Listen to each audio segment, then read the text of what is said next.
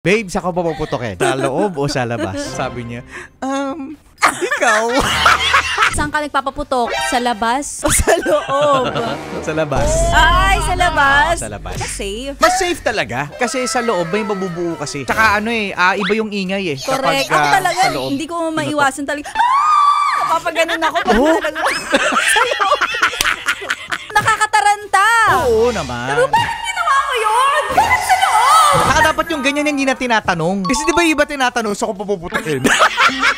Babe, saan ka pa puputokin? Sa loob o sa labas? Sabi niya, ikaw. Sabi ko, hindi. Dapat sa labas. Sa labas talaga, pinaka-safe. Ano yung gusto mong putok? Gusto mo yung isang ano lang? Lang? Isang ganun lang? Gusto mo yung...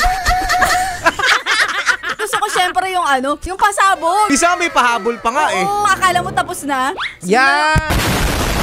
Tsaka dapat, kapag kayo magpapaputok, iwas nyo talaga sa mukha. Kasi minsan... Isa nga sa daliri, di ba? Pinuputok.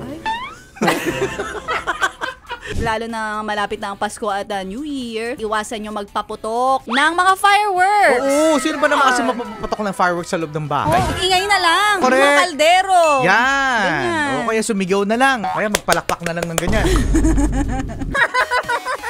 Napayes ka ba? Sa napanood mo, yes friend? Alam mo na ang gagawin mo, ha? Hit like and subscribe. And click the notification bell para ma-update ka namin. Kung gusto mo, mag-comment ka pa. Hindi ka namin iisnabin.